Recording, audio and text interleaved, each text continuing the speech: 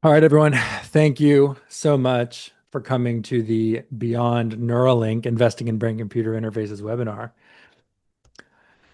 My name is Bram Rector. I started Exia Venture Partners back in 2021. Prior to that, I was a quant at a hedge fund. And joining me today is Sam Tabone, who's my co-GP at the fund. She's a medicinal chemist and psychoactive pharmacologist. She's also the director of business development at a brain computer interface company called Kernel, which we will talk about a little bit later. She is also a grant reviewer and mentor for the NIH's Blueprint MedTech program, which is specifically focused on Neuralink. So she's helping allocate that government money to cool neurotech projects. Real quick about our fund before we jump into the BCI world. Our name is EXIA. That's an acronym that stands for Cross Disciplinary Exploration, Investment, and Acceleration. And we invest in what we call Human 3, which is the next epic of human health, well-being, and performance. We've made 26 investments since 2021.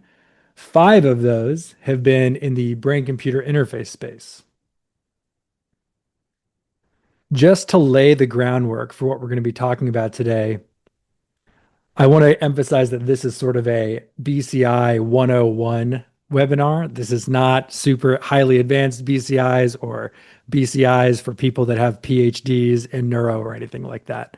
So if you're someone who already knows a lot about BCI, I'm sorry, you may not get a lot from this, but if you're someone who's new to the space, especially if you're approaching it from an investment perspective, hopefully you will get a lot out of it.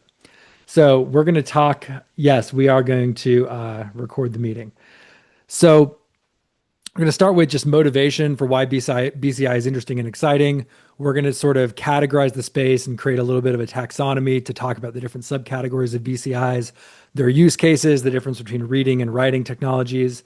And one of the biggest things that you have to think about when you're considering investing in a BCI is the level of invasiveness. We will also talk about how we invest in BCIs. We'll talk about how you can get involved investing in BCIs. And of course, we will save plenty of time for Q&A. Because if there wasn't any Q&A, then this might as well be a podcast, and that would be pretty boring. So please, as we're going through this, do not hesitate to throw a question in the chat, and we will try and answer it at the end. We'll probably talk for 35, 40 minutes, and then hopefully spend the rest of the time doing Q&A. All right, so with that said, let's get into it. So high-level motivation. Why should we care about BCIs? Why are BCIs exciting to invest in, and why now? I mean, I think it's somewhat obvious as to why BCIs are interesting. They have the potential to treat everything from Parkinson's to depression to brain cancer, but they can also enable speech and motor control for people who are paralyzed. And in the future, maybe they'll just be able to straight up read our minds and transcribe our thoughts into text, and we won't have to use keyboards anymore. We'll just think and our phones will react. Possibly a more interesting question from the investing perspective is why now? Why is it a good time to get involved in BCIs? I think on the one, you have a couple of different converging forces that make now a good time.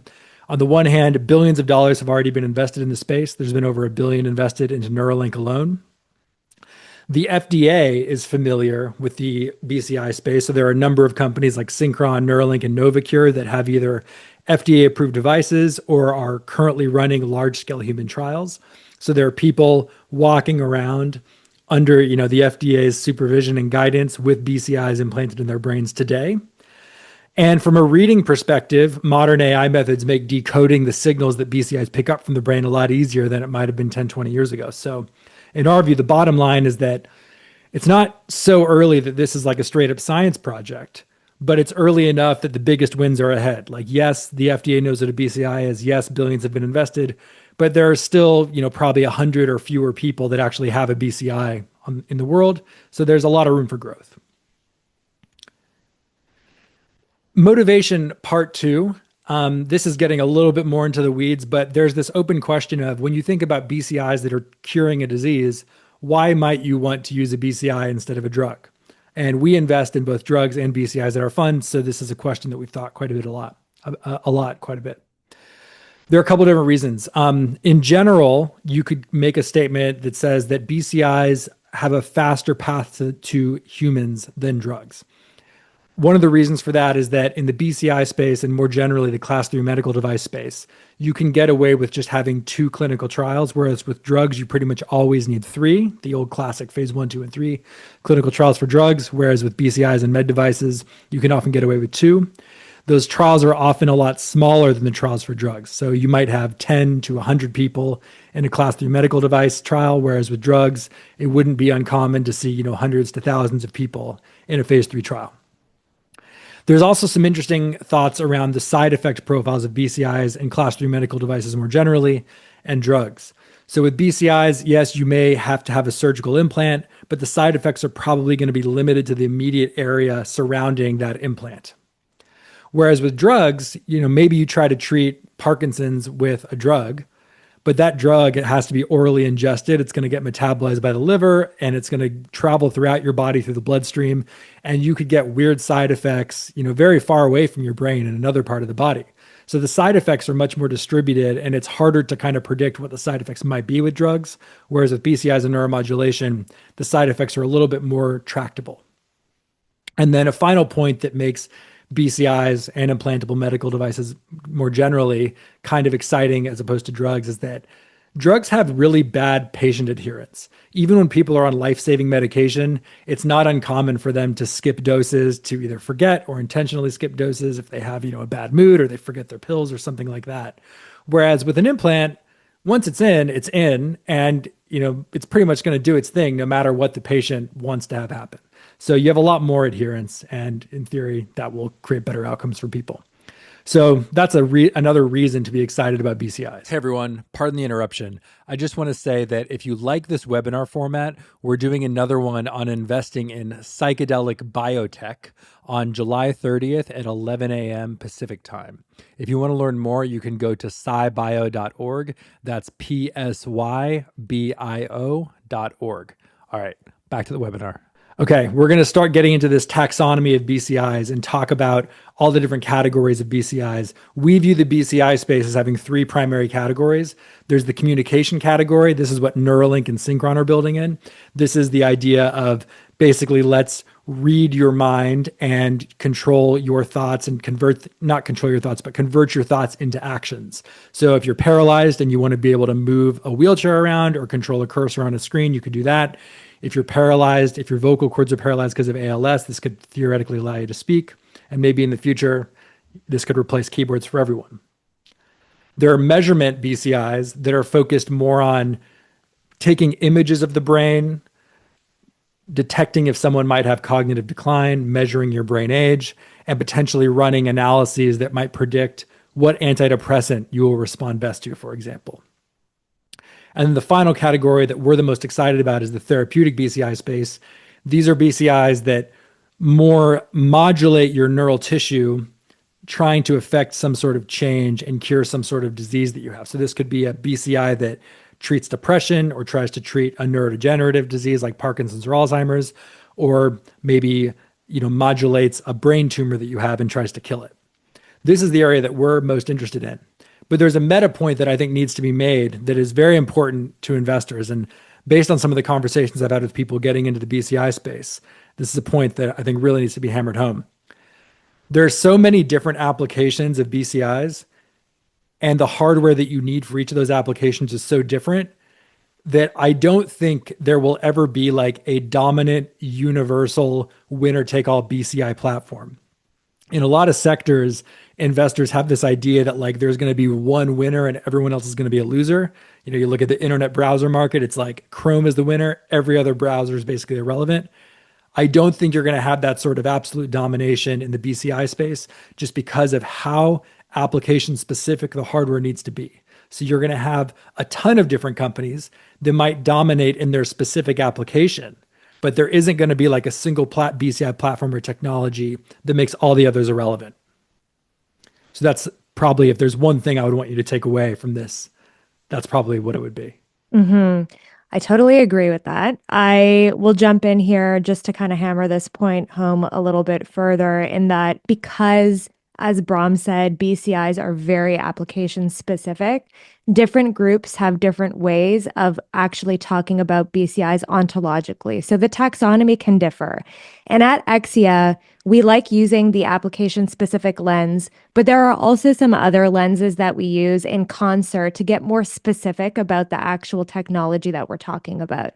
So we've just covered the different applications, and now I'm going to talk a little bit about the function Or more generally, is it being read or is it being used to read or write to the brain? And I even go a little step further and think about this from a basic physics perspective. So if you think about BCIs more generally, there is some kind of energy source that is essentially powering the BCI's applications. And it's letting it interface with human biology to simply either read from, for a lack of nuanced words, or write to the brain and central nervous system. So, some examples of different energy sources that power BCIs can be electricity, a magnetic field, or electromagnetic radiation, and light itself, different parts of the electromagnetic spectrum. And what that translates into are different form factors and different technologies or spectroscopies that can be used to either read or write. So, some examples of reading BCIs that you might be familiar with that record signals are EEG. You have fMRI that uses this giant magnet to essentially provide structural and functional information about the brain. And more recently, something that's been gaining more traction in colloquial ecosystems is FNIRS, or functional near infrared spectroscopy. And in fact, you saw Kernel on the previous slide. Kernel has engineered a very specific type of FNIRS called time domain resolved FNIRS that is pretty cool. And these are all measuring different types of signals from the brain, and different types of data is collected. Now, on the right side, you think about again this energy source powering this mechanically engineered interface, or BCI, to evoke a physical change. And so we have things like electrical stimulation. Transcranial magnetic stimulation is a great example of a right BCI that is used to treat things like treatment resistant depression. There's also focused ultrasound. And a more specific point that kind of goes beyond the scope of today's talk with us, that maybe we'll address in more detail later, is that we also hear terms thrown around like neuromodulation and neurostimulation, and they're not, all the same. Neuromodulation is actually an umbrella term for a type of right function that therapeutic BCIs use, and neurostimulation is a type of neuromod. So, I just want to highlight for those listening that they're not all the same, and they can't be used interchangeably. But I think the grand point here from this lens, when Exia is using this lens to evaluate, we think about the tech moat and the product itself. Is the product innovating at the energy source or basic physics level? Are they engineering a very specific type of hardware to do so? And or what kind of algorithmic development have they done on the software side to deconvolute the signal that they're either eliciting or generating? And so, to get too into the weeds, but this is kind of one of our favorite, ways to think about it. Brahm is now going to talk to you a little bit more about a third lens that we use when we're evaluating these types of technologies. Yeah. This is a very messy slide. I do work in finance. Hey, sorry. Yeah, this is it's a Robin Hood hat. You know Robin Hood? Yeah. This is a Robin Hood. I went to one of their events. Hey, Yeah. I don't know if you're talking at us, but we can hear you. So I'm not sure if you have a question, but could you mute? I Yep. think. Thanks. Thank you very much. I don't know who that was. All right. Let's continue. Okay. So this is a convoluted slide, but a very important point. One of the biggest challenges in the BCI space is the skull. We're trying to read the brain. We're trying to interact with the brain. The skull is in the way, and it's a huge pain in the ass, it turns out. Maybe pain in the head, I should say. And there are varying degrees of invasiveness for BCI technologies. And this is probably like one of the most fundamental trade-offs when you're evaluating any sort of BCI. Because as you get more invasive, meaning as you get like more into the skull, into the brain, you can get much higher resolution data and arguably be more effective. But you're asking people to undergo a much more invasive procedure that may or may not be worth it, depending on the application. There's also, this is sort of a second layer down, but there's a fundamental trade-off between resolution and coverage. So as you get deeper into the brain through open brain surgery and you insert leads directly into the brain, you can have much more fidelity and potentially record at the level of a single neuron, but you're going to have much lower spatial coverage in general because you're probably not going to drill a bunch of holes in the top of your head and make your skull look like Swiss cheese. So you're only going to be able to record neurons that are at a very sort of local level close to that hole, that burr hole. So Depending on the application, it may make more sense to have sort of a non-invasive headset type device. And that's definitely not going to be able to record or stimulate at the individual neuron level, but you might be able to get full coverage of the surface of the brain at like a lower resolution. And then at the opposite end of the spectrum, which is what Neuralink is doing, by the way, you can drill a hole all the way through the skull and insert leads directly into the brain. Now, there are some sort of intermediate points in between those two extremes. There are approaches like endovascular surgery, where you insert devices into the jugular vein and push them up into the brain. So that's where you're able to actually get into the brain, but you don't need a hole in the skull. And there are intracranial methods like what Motif Neurotech is doing, which we'll talk about later, where there is a hole that is drilled in the skull, but it doesn't go all the way through the skull. And there's a device that kind of sits in that little hole and takes advantage of the fact that now there's a thinner layer of skull between it and the brain. Another sort of interesting side effect of these varying levels of invasiveness is that with the open brain surgery, you almost certainly need a neurosurgeon or someone who is trained in that and licensed to do those types of procedures. There's a very small number of those people. But for the endovascular and intracranial approaches, you don't necessarily always need to have a neurosurgeon. You can have someone who's trained in more general surgery. So there are a lot more people that are capable of performing those operations. And in theory, the therapy should scale up a lot more than something that requires open brain surgery. So this is probably the second biggest point that people need to like pay attention to. The first biggest point was there's not going to be a universal BCI platform. The second biggest point is the skull is a huge problem, and there are tons of trade-offs that come with figuring out how much you want to try and get around the skull to get higher resolution at the trade-off of less coverage. And we will talk later about the different technologies that people are using to do this. But first, yes. Oh, yes. But before we move on to the slide, can we go back one for a second? Yeah, so for my fellow nerds out there, know that we know, and we want to maybe do another webinar on this, that there are many ways to talk about resolution that are more specific. So again, I've actually often seen sometimes other investors that hire specialists to do a competitive landscape, let's say, they'll try to segment BCIs based on temporal and spatial resolution and depth, and maybe even access to different very specific parts of the brain. And that's all fine and good. But because of what Brahm said before, the fact that BCIs are highly application specific, comparing BCIs and technology based on very specific, like quantitative metrics on their function won't matter unless they're measuring the same thing and or trying to elicit the same outcome or have the same application, for lack of better words. So just want to address that. But what I'm going to do now is kind of spend some time on a few slides talking about external or non-invasive devices, which is really important because actually we haven't made any investments here intentionally. That's not to say there aren't companies that we want to invest in this space, but I want to speak about that.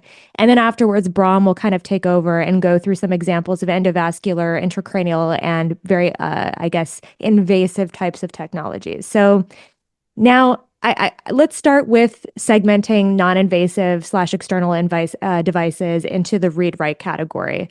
On the read side specifically, these can be used to characterize brain function, either healthy brain function or diseased brain function. It can be used to diagnose disease. It can be used to predict things like treatment response. And I want to highlight here that a lot of you have probably seen tons of headsets out in the ether. A lot of these are being marketed as direct-to-consumer and have direct-to-consumer applications. I will say off the bat that these present really unique investment challenges, which I'll talk about in a little bit. And I'm a little biased, of course, but I think that Kernel is a trailblazer in the sense that I think they might be the only non-invasive company that has applied rigorous science and engineering to the underlying physics, the energy source, the hardware and form factor, and the algorithmic software development that deconvolutes and makes sense of those signals. There's a lot of information that Kernel's tech can generate, and it is a clinical product. It is not like a research grade prototype. And so I say all of this because the moat is really dependent on the level of innovation around these areas of the product that I mentioned: energy source, hardware, software, and maybe even whether or not it's been engineered to be accessible and scalable for use. So Once you have this type of moat, thinking non-invasive headsets that are reading, you're better equipped and are in a better position as a company to do things like biomarker development. So come up with unique ways of characterizing what a healthy state is versus a disease state in areas that maybe are underserved. You could use it as a clinical tool to stratify patients into clinical trials, so identifying which patients would respond best to drugs and increasing the success of biopharma development. And then on the non-clinical side, I think companies that have strong moats here are really positioned to do thought to text applications and maybe some other interesting applications that are, I guess, maybe sci-fi right now, but eventually might not be. And so the meta point here is that reading devices that are non-invasive, a lot of them are direct to consumer facing. We don't invest in those. You really have to make sure that the company is innovating across those four areas that I mentioned, and Kernel is a really great example of that. And so now on the right side of these non-invasive devices, it's pretty interesting. I'm sure you've all had a conversation with somebody who's maybe conflated like a device that you wear on your head as being able to read and write simultaneously. And a lot of them do that. But it's something that it's really important to delineate because on the writing side, we have this entire world of like therapeutic BCIs for neuromodulation. And one of the areas we've been heavily interested in is neuromodulation for neuropsychiatry specifically. TMS, transcranial magnetic stimulation, which is that technology that I mentioned previously. It's really effective for treatment-resistant depression. And there's been a lot of momentum around engineering a better form factor for this, like with our company Motif Neurotech. And there's actually some interesting innovation happening in epilepsy and Parkinson's disease here as well. One of the reasons why I think that psychiatry is an area that has been so amenable to progress here is because the underlying science and biology of psychiatry is well characterized by things like electrical signals and changes in circuits. So the analogy can be made to like electricity, as well as biochemically, but there's already that basis of information there. There are other brain diseases that don't have that type of information at our disposal yet or have not been characterized that way yet. In areas like Alzheimer's disease and other types of neurodegeneration, it's hard to start because there isn't a starting point of like how to describe these things electrically, but there is a starting point of how to describe these diseases biochemically. That's not to say it's not possible. There are new movers paving the way for application in these therapeutic areas. So cognitotherapeutics was one of the first movers to develop a neuromodulation device for Alzheimer's disease, and they're in phase 3 clinical trials now. And there are some other companies working on some interesting stuff in other areas of neurodegeneration.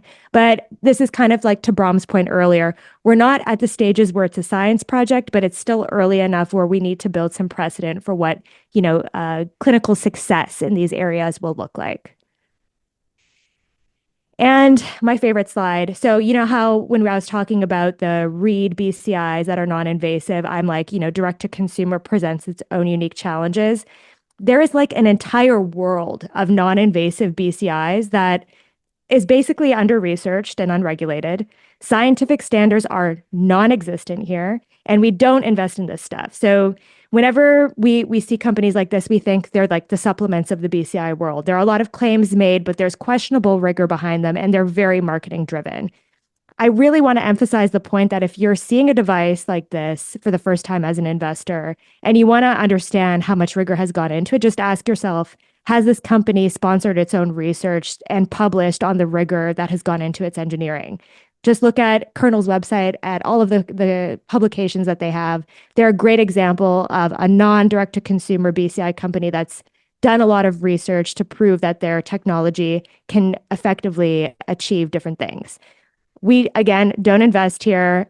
Just think supplements of the BCI world, a lot of marketing, a lot of hype, very hard to understand where the actual rigor is coming from. I digress. Back to you, Brahm. All right. So now jumping into some examples of the invasive neurotech. So talked earlier that there are a couple different types of surgical procedures that are becoming dominant in this space. And endovascular was kind of the first one that we talked about. This is, again, the idea that instead of drilling a hole in the skull, you could just put something into the jugular vein and push it up into the head, similar to how stents are placed in the heart. You basically get this thing put in your heart without open heart surgery. This is the equivalent of that for BCIs. And Synchron, which is one of the biggest Neuralink competitors, they've raised, hundreds of millions of dollars. They use this approach. And one of our portfolio companies, Neurobionics, also uses this approach. I'm going to play a quick video from them now, and hopefully you'll be able to hear the audio. And eliminating the need for open brain surgery. Built upon a decade of research, we've developed hair-thin, flexible implants that deliver stimulation through a minimally invasive procedure. Similar to a routine stent placement, our device is deployed from a catheter into a blood vessel in the target brain region, where it delivers precise stimulation. And this approach can be extended beyond the brain, across the body. So that's pretty cool animation that shows how this works in practice. Of course, there are downsides, like your device has to be small enough to fit into the veins that you're trying to target, and you can only really interact with neurons that happen to be very close to the veins that you're able to get into. So if there's a region of the brain that is only near, some very, very small like capillaries, you're probably not going to be able to interface with those neurons using a device like this. But for general, like broader interaction, it's an interesting approach, and it's an approach that we think has a lot of promise. Another minimally invasive surgical approach is the intracranial approach, and this is where there's a hole that is drilled in the skull, but not all the way through it, and then a device just kind of sits in that little hole and is able to take advantage of the fact that there's a much smaller layer of skull in between it and the brain. One of our companies, Motif Neurotech, they use this approach, and they were also similar to Neurobionics. They've made a cool little video that I can play for you here just so you can kind of see how this looks in action. At Motif, we're building a miniature electronic device about the size of a pea. The device is small enough to fit within the thickness of the skull, so it can be implanted in about a 20-minute outpatient procedure without ever contacting the brain. The device pairs with a wearable headset that provides power and communicates with the implant. Once paired, the headset transmits digital data that programs the implant with a pattern of electrical stimulation. This electrical stimulation engages the executive network, helping patients escape the rumination and negative thoughts and regain the ability to engage in healthy behaviors. The implant can also record brain activity during therapy to discover biomarkers that will allow patients to track their progress toward recovery and receive alerts if they are at risk of relapse. So I think that's pretty cool, an alternative way to treat depression and potentially do other interesting things with the brain. And I mean, I know at first glance, like having surgery for something like that seems a little bit crazy, but when you think about how much elective surgery people get done, I don't think it's that crazy to imagine that people might do a very, very small, minimally invasive surgical procedure for cognitive enhancement or better mood or something like that. I think we're just a few years away from this being somewhat common. All right. So, and I see the question in the chat, is this passive or is it active? Yeah, there's not an implanted battery.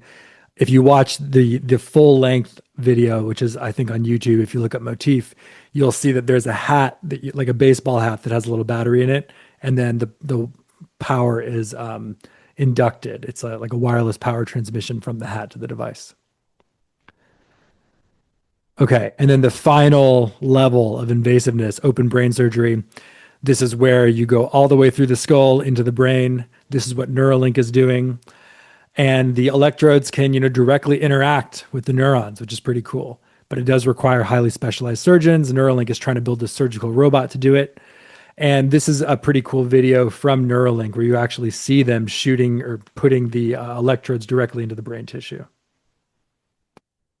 So should we see some insertions? So this is another view real quick. On the left is the view of the insertion area. And on the right, what the robot's going to do is it's going to peel the array, the threads one by one from its silicon backing and insert it into the targets that we predetermined in the targeting view. So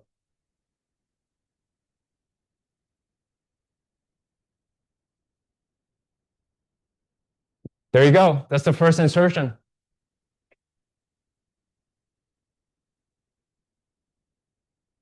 So we're going to see a couple more insertions. The whole process of inserting about 64 threads Kind of nuts to see that thing just get shoved into the brain. Jacob in the chat mentioned, with wireless power transmission, are there cybersecurity concerns for the patient? I would say yes, certainly, but this is also not a problem that's unique to BCIs. Pacemakers, which a lot of people rely on to keep their heart beating properly. A lot of those have Bluetooth connectivity and other wireless communication connectivity. And the exact same concern is there with the pacemakers. And so this is a recognized problem that there are people who, spend their entire careers figuring out how to address. So valid concern and a concern that is actively being addressed. Okay, so just to recap what we've talked about so far, there are a bunch of different applications for BCIs: communication, measurement, therapeutic. The hardware is going to be highly application specific, which means that from an investment perspective, there is probably not going to be like a universal platform. So there are multiple winners that you can back in this space. There's going to be winners for each application category. And the primary thing to think about and consider is the level of invasiveness. Getting around the skull is like 90% of the work when you're designing a new BCI. So trying to understand how this company or whatever company you're considering investing in is managing that problem of the skull is a huge point of consideration. So what have we done with our investing? We showed that slide earlier that had like non-invasive on the left and full open brain surgery on the right. We've focused more on the middle. We want to get around the skull. We also don't want to drill all the way through the skull. We focused on those minimally invasive surgical implants like the endovascular and the intracranial approaches. We feel that those have the best balance between safety, convenience, and efficacy. We don't think that getting surgery is, a huge barrier to entry, especially if you have a real problem that you're trying to treat by getting it. So we're not like, oh, surgery is a non-starter. We need to go fully non-invasive. If you just look at how many people in the world are getting elective surgery for, cosmetic reasons, it just doesn't seem crazy to me that people would get surgery for, something that was more of a matter of life or death or quality of life.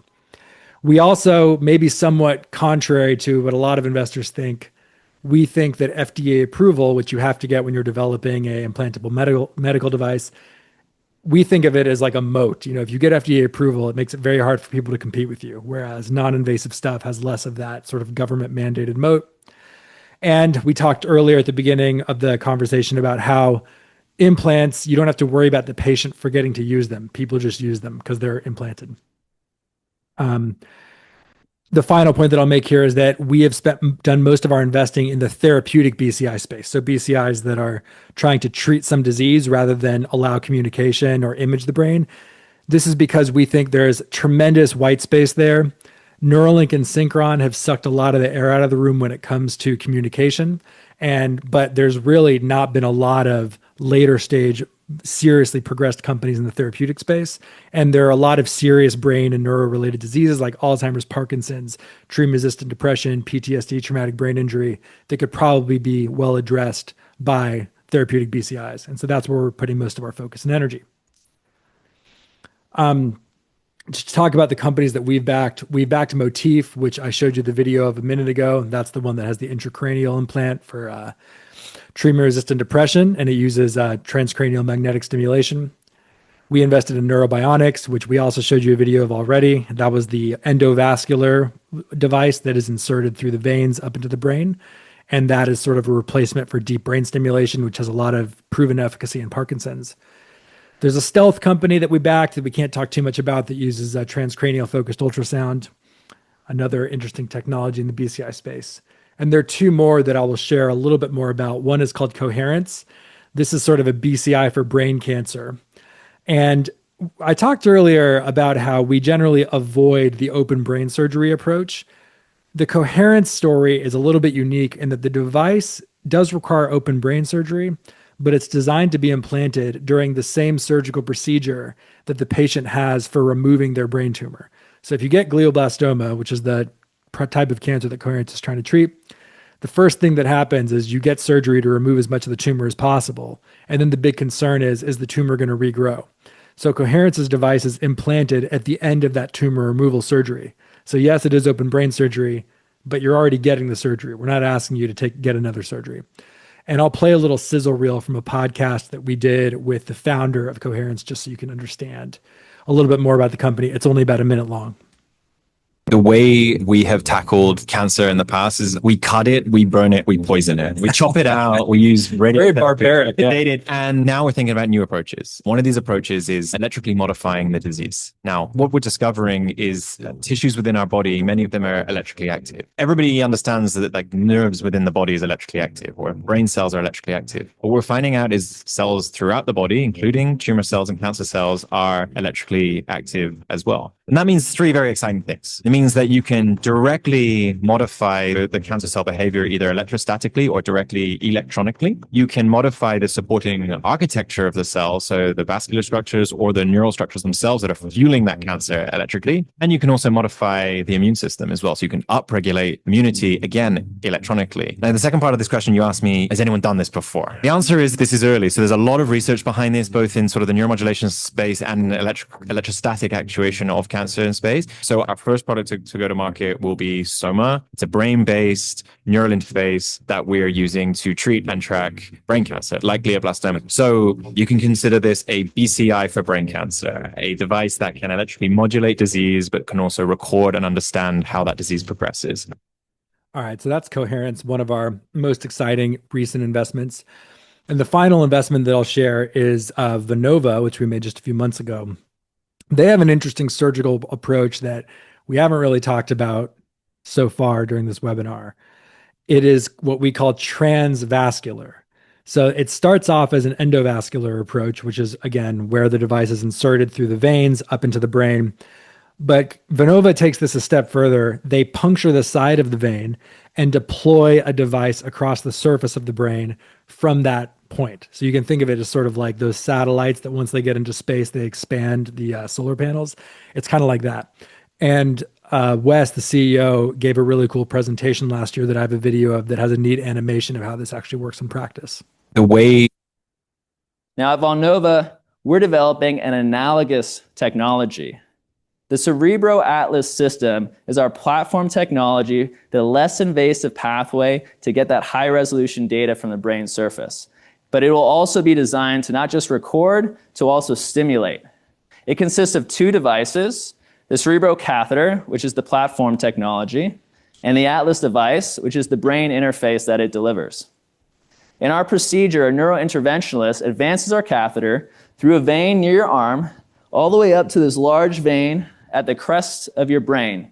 It's called the superior sagittal sinus, the same place where Synchron places their stent. Now, once we're in place there, under fluoroscopy, we align our exit port and use a stabilizing balloon to control the penetration of a dilator across the dural wall and into the subdural space. Now, once access is confirmed under fluoro, we'll advance our delivery catheter over the guidewire dilator, remove the dilator, allowing the advancement of our brain interface. The Atlas device then unfurls to cover a large area of 20 centimeters squared, consisting of 36 electrodes designed specifically for recording local field potential. Now at Valnova, we're revolutionizing the approach to brain interface, introducing safety and affordability to make the diagnosis and treatment of drug-resistant epilepsy and then other chronic neurological disorders more available than ever before. It's a pretty neat approach that eliminates the need to have a hole drilled in your skull, but still allows one to get a lot of coverage of the surface area of the brain. And I guess a point that one could make here is that these surgical procedures that we talked about earlier, it's not like it's not an exhaustive list and it's not set in stone. Venova invented this surgical device and the procedure that goes along with it. So there are advancements in the surgical techniques and technologies as well. All right. Sam is going to go through this slide and then we're going to open it up to Q&A. Yeah. So just to kind of recap, Brahm talked about our motivation for investing in the BCI space. We spoke about the different lenses with which we, assess and categorize and characterize these opportunities from an XEL lens and point of view. And Brahm just walked us through some of our portfolio companies and all of the companies that we've invested in that are considered to be BCIs. we definitely could do another webinar just covering the competitive landscape, the deals that happen more recently, some of the more noteworthy deals, et cetera. And there's some stuff we have in the works that will maybe published in the next year or so that covers this. But it's too much to cover today. What I wanted to highlight were just some key takeaways that are market signals that we've gleaned from our interactions with companies, later stage investors, later stage companies, et cetera.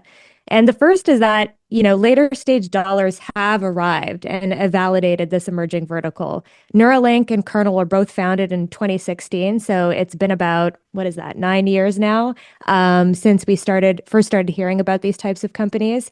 And we've seen as recently as a couple months ago, Neuralink's $650 million raise came from crossovers and thematic funds. And so I guess a sub point here is that the investor archetype for later stage investing in this space goes beyond just traditional medtech. The second point I wanted to make is that C checks are getting bigger and minimally invasive therapeutic BCIs, so the majority of where our investments are winning capital. The other thing is that ecosystem partnerships are happening. And this is kind of a testament to what Brahm said earlier about our motivation to invest because there are converging technologies that support the emergence of BCIs like modern AI. BlackRock and Cognition's implant and wearable partnership was very interesting. We've also seen Synchron recently publicly announced a partnership with NVIDIA and also one with Apple. And this is all very good and validating. And the last point I wanted to mention that is maybe more relevant for later stage investors is that strategics are interested in this space. We've seen some pretty interesting deals happen. One of them, NEOM, which is Saudi Arabia's investment fund, they made a strategic investment and announcement that they made this strategic investment in Paradromics. We've also seen, unrelated to this deal, some crypto-funded deals that were pretty sizable, but that's for another day. I'll hand it back to Brahm, and thanks again for coming and being here with us today. Yes. Thank you, Sam, and thank you everyone for coming. Hopefully this was interesting. For people that are interested in exploring this further from an investment perspective, we do have a sort of co-investor community/list where we offer some, the occasional excess pro rata in some of our deals. So if you're interested in getting access to that, let me know. Just send me an email and I'll add you to our co-investor portal. And then I'd like to open it up to Q&A. So if anyone has any questions, you can either there's like 75 people on the call, so I don't want people just randomly unmuting themselves. It might get a little chaotic. You could use the raise hand feature. There we go. Jacob Flores raises his hand. Or you can dump it in the text chat and I can read it. But I saw Jacob first, so we'll go with Jacob. Hi, Jacob. Hey guys, thanks so much for hosting this. Recently, my office invested in Science Core, and something that was really compelling to us was their bio. It's a chip that's got like optogenetically modified neurons like in the chip, and the value prop they're pushing towards is like those nerves from the chip side grow into the person's brain and give you like a higher fidelity. So I'm curious how like mainstream of a line of thought that is from your guys' point of view, or is that one company doing something kind of on the fringe, mixing together a bunch of different engineering techniques? As far as I'm aware, that is the only group that is well funded that is pursuing something like that. I'm sure there will be others in the future, especially if it actually proves to be useful over the long term. We have seen like a lot of noise around kind of like, I guess you could call it bio silicone hybrid approaches, but Science Group, like you talked about, is kind of the only large player that I'm aware of that is doing anything like that. Sam maybe knows something else though. Sam? No, I think the point here to make is that this is on that scale of invasiveness. It's definitely very invasive and it's cool because you're truly integrating biological organic matter with mechanical electrical matter. So I think it's unprecedented, honestly. I haven't seen anything like this outside of academia. A question in the chat from Cindy. When evaluating a project, how do you balance deep tech capability versus C-suite's business acumen? I mean, this is something that always has to be done, I think, in any sort of like deep tech VC situation. It's often posed as sort of this like either or, but we see plenty of examples of companies that seem to have both like grade A science capability and grade A business acumen. Unfortunately, as much as I would like to live in a world where science speaks for itself, I don't think we really live in that world. And so every once in a while, we will come across groups that have seemingly legitimate science, but have no idea what's going on from a business perspective, whether that's fundraising or whether that's thinking about commercialization strategy. And we just have to walk from those projects because these groups need a lot of money to get to where they want to go. And so if there isn't, someone who understands how to get that money and deploy it efficiently, the project is probably DOA. But we also don't sacrifice, scientific rigor for business acumen either. We've met a lot of slick talkers who have a lot of, exciting visions that they want to present, but not a lot of science to back it up. And we walk away from those as well. So basically, in our view, one needs to be scoring 10 out of 10 on both of those approaches.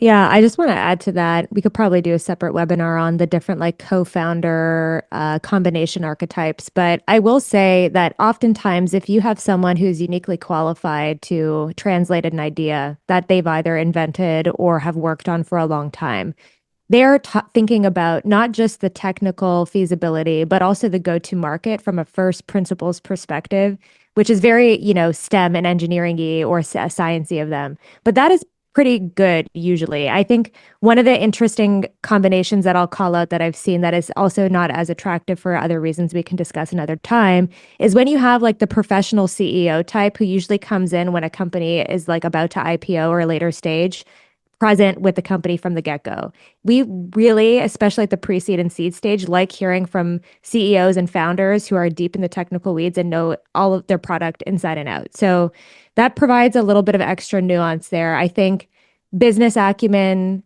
is very subjective, and sometimes having someone with a lot of business acumen alongside a CEO or a technical founder at the beginning presents its own challenges too. So we like to see, as Bram mentioned, both qualities in whoever is at the helm of an early stage company. Lauren's question. Hello, Lauren. Thank you for coming. How do you think about supporting scientists in going the spin out route as the BCI race moves forward, like future Motif Jacobs? Jacob Robinson, the CEO of Motif, is one of the most he has this equal blend of business and scientific prowess. And I guess the question, Lauren, are you sort of saying how would one support these folks before they decide to spin out and help them get ready from a business perspective? Is that kind of what the question is? Yeah, exactly. Just thinking farther upstream. Exactly. Yeah, well, it was funny. We met Jacob right after he started the company, and somehow he seemed to know everything about running a company already, including how to interact with investors. And I learned that I don't know if I want to say who it is because I don't know if it's a secret or not, but there was some GP at a fund that he had been having quarterly meetings with for maybe a year and a half prior to starting the company. And my understanding is that person maybe, I guess you could use the word mentored, even though it's a little patronizing, but sort of mentored and gave him a bit of an understanding of what he should do to get ready. So that way he was kind of ready from a business perspective on day one. And so I guess, in theory, that's something that we probably should be doing. And as we grow as a fund and have more resources, that's something that we will probably try and do. And that starts getting closer and closer to this idea of incubation, where maybe you bring a scientist in-house as an EIR and you give them some money and some space and some other resources around them to help them get ready. But we're a tiny baby fund, so we can't do as much of that stuff as we'd like to. Mm-hmm. I will say one of the things that we try to do instead of just observing the ecosystem, like attending conferences and building these relationships, is helping shape it. So I spend a lot of my time with the Blueprint MedTech program through the NIH and also the Creative Destruction Lab as a mentor over there, really identifying early on who some of these amazing founders can be, but also trying to help bridge that gap between what investors want and what the academics think investors want. And I can tell you there's a lot of work to do there. So as much as we can all collectively help out, I think that'll be great. But thanks for the question. And Casey, I think you have your hand up. Hand is up. I like your science background, Casey. Thank you. I kind of pulling back into the science actually. I wanted to get your thoughts on the way that approaching like neurotech from more of a therapeutics perspective than a consumer perspective was going to change the way that you navigate it as an investor. I imagine the therapeutics space comes with a lot more red tape, a lot more like heavy admin work from your teams. And so how do you interact with those like longer timelines and honestly like heavier lifts to get your product to market? Hmm. I can take a shot at this one first, Bram, and then I'll hand it back to you. It's a great question. So, we are investors that have been doing biotech for a while. So, we're pretty accustomed with the medicalization pathway, those timelines, the due diligence process, and working with companies there. Not every investor is familiar with that, but they may be interested in therapeutic BCI. So, if I were speaking to that investor, I would say that kind of going back to my slides around direct to consumer is kind of like a supplements of the BCI world. You're dealing with a lot of companies that can make whatever claim they want within reason. And you end up having to dump a lot of dollars into marketing, and it just becomes like a customer acquisition cost game. So, that's not the type of businesses we're usually underwriting. We're really, especially if you're putting a lot of effort into a technology from an engineering and science perspective. We think the FDA moat provides you with the privilege to exclusively market that at a premium down the road while also reaching patients safely. So Yeah. that's how we think about it. But Bram, I don't know if there was anything else you wanted to add to that. Yeah, I just want to check. Casey, did you have any follow-ups to Sam's point before I ramble? No, I think Sam made incredible points, and it is definitely a good like cost versus worth analysis there. So yeah, I would love to hear your rambling as well. Okay. Not that you rambled, Samantha, but like go for it. Yeah. Don't worry. This is just a bit of an extension on what Sam already said, but you can also think about this as similar to like, should I start a supplement company or should I start a pharmaceutical company? Mhm. If my goal is to actually cure a disease, you were talking about therapeutic BCI specifically. So obviously the goal here is we want to cure a disease. We want to make life better for someone. Should I sell supplements or should I figure out how to make a new drug? The problem with the supplement approach or the consumer BCI approach is like, one, you can't make claims. So you can't actually market your product as having any sort of medical effect. Mhm. There's very little barrier to entry because you can't really you can't like invent something totally novel and start selling it on, the open market. The FDA is only going to allow you to sell things that are kind of derivatives of what's already out there, generally recognized as safe, whatever the equivalent of that is for the hardware space. So your entire business is about like CAC to LTV. Mhm. Does it cost you less to market the product than people pay for it? Mhm. And then there's this other sort of heuristic that I have about like the supplements versus drugs thing, which is that even if you somehow create a device or a supplement that actually does something, it will probably get banned by the FDA and they'll make you go through the FDA approval path. Right, The, right, right, the right. FDA only allows you to sell things that don't work if unless you actually go through the FDA approval pathway. That's Wow. it's a rough approximation of how things work. It's not totally true. Certainly there are things like fish oil and creatine that have been grandfathered in that do certain things, but in general, I'm just skeptical that any of these consumer grade BCIs, especially when we're talking about therapeutic BCIs that are supposed to treat depression or something like that, I'm very skeptical that they will do anything. So you're really shouldering the investment upfront rather than paying for it twice. So paying for all the marketing and it actually getting recognized in the market and then having to go through the FDA approval process. That's right. That's right. Fantastic. I love it. Thank you guys both. That was very helpful. Thank you, Casey. I appreciate it. Vineet has his hand up. Hi, Vineet. Hey, how's it going? Can you hear me all right? Yeah, you sound great. Great. Great presentation. I loved it. I thought it was very accessible and very comprehensive. One question, hopefully I didn't miss someone else asking this. One question I've been having a lot more is anyone kind of working in the software layer space for this? What happens when we're able to stitch these different read-write actuators, sensors together? Is anyone able to stitch across these different technologies? Because that's going to be oh, let's do a little bit of intracranial here, let's do a little bit of TMS over here, and kind of mix those two. And I'm kind of waiting for those exciting advances. It's a good question, and we have seen a number of startups talk about this. So there's sort of this idea, especially when it comes to the sort of like thought to text space, if you want to put it that way. There are a number of groups we've seen that are trying to develop device agnostic models that will use, any sort of headset or device in theory, and that it should work equally well across devices. My view is just that these devices are so different, and depending on which technology they use to read or actuate, they're just so different that I think it's going to be hard to have like a universal foundation model that is totally device agnostic that can do anything. That said, on the individual device level, there are, many of the companies that we talked about on the webinar do have some software layer internally that does allow them to sort of do a closed loop, sort of read, write, actuate, read, adjust, actuate again loop. So Coherence, the one that is trying to stimulate the brain cancers away, they have little sensors in the device that can monitor the location of the tumor removal site and apply the appropriate amount and direction of stimulation as needed. So I think you're going to see a lot of that on the individual device level.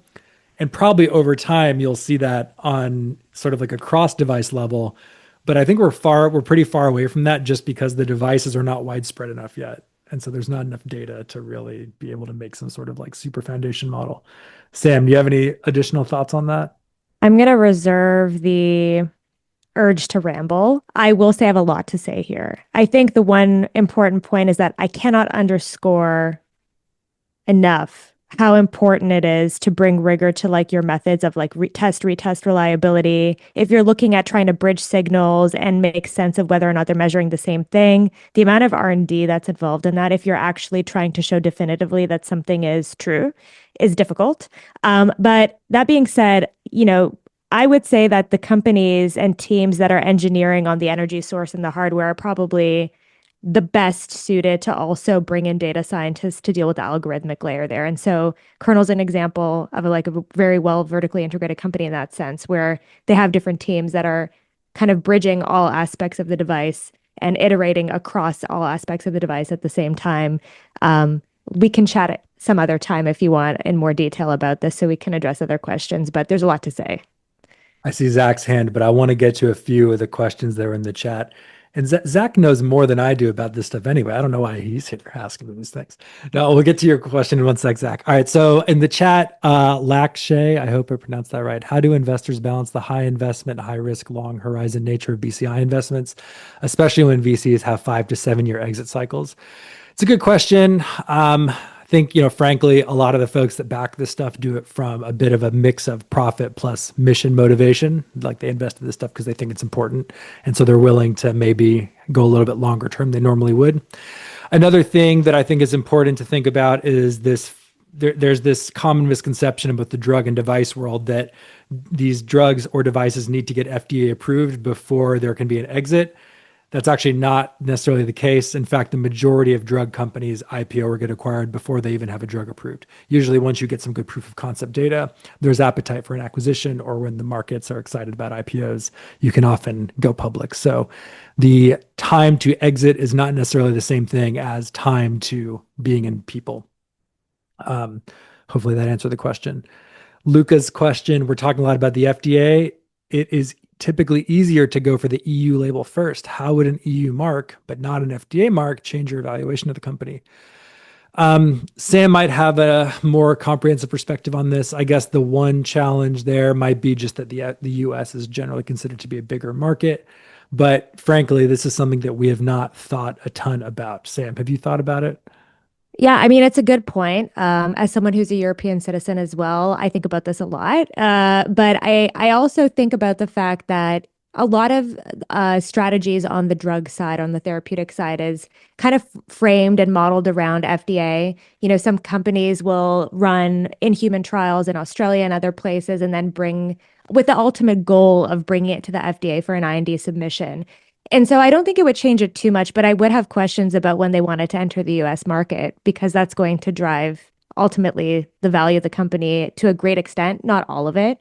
It's not to say you can't create a valuable company that's just getting an EU mark, but I think much like the drug space, I'd have questions about what their plans for interacting with the FDA are.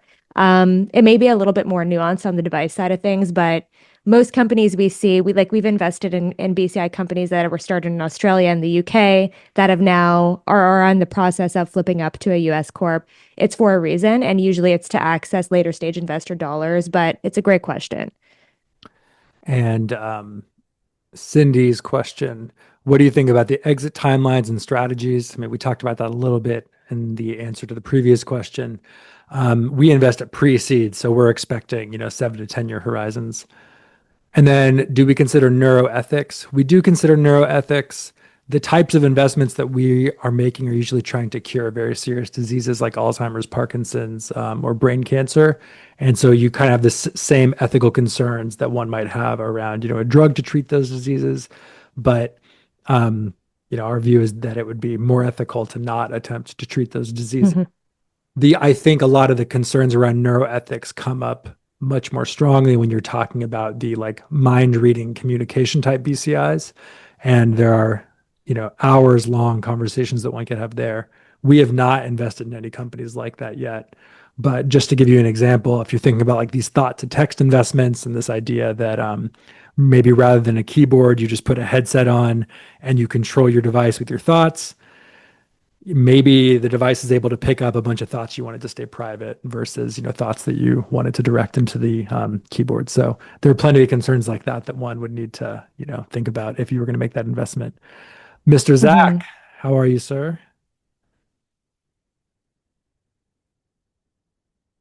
Have Zach unmute. You're muted. I should unmute myself. There. Hello, all.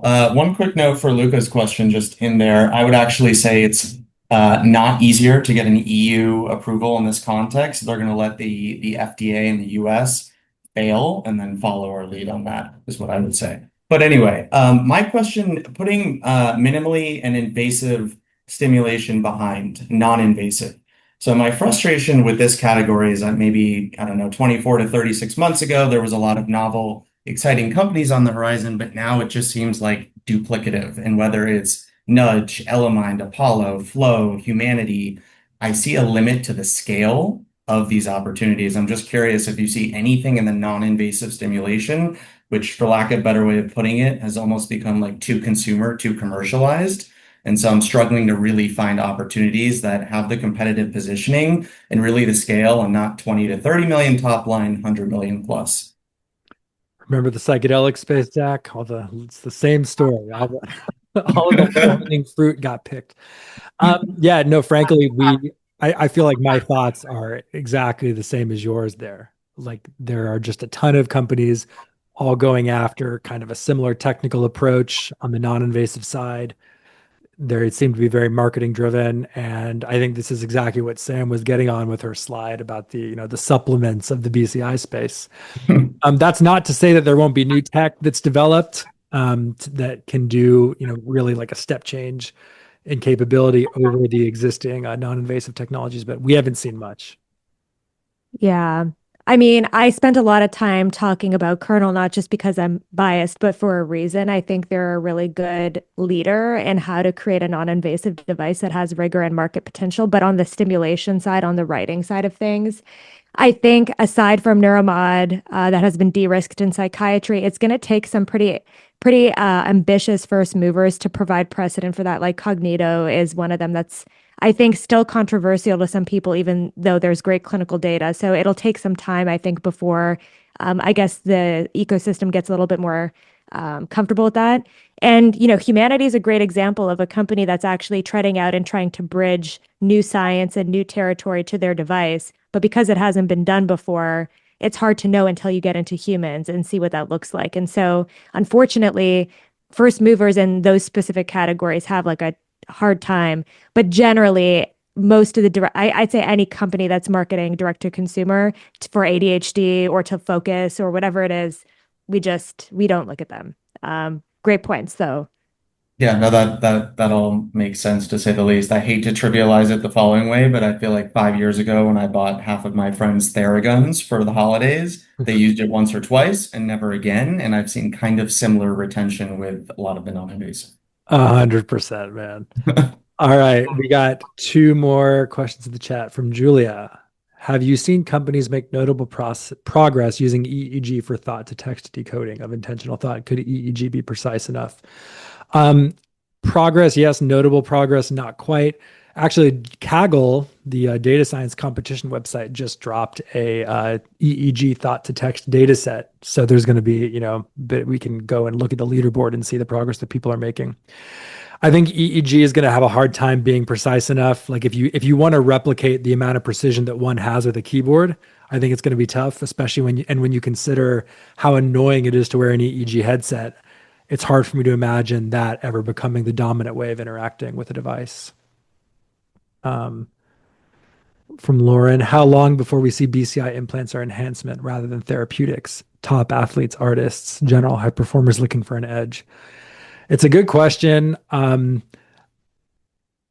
don't know. I suspect, I mean, at the moment, there's really only like two or three companies that even have implants that are in folks. And I guess the question is, what will probably happen is like they'll end up just paying for the stuff out of pocket and then like jailbreaking it to create some sort of, enhanced performance. But what I would expect to see before that, which I haven't really seen so much of, maybe I just haven't been looking hard enough. I don't go to enough like weird SF parties, but I would want to see a lot more non-invasive stuff for performance. So I haven't heard of too many people just like going to get TMS for cognitive enhancement.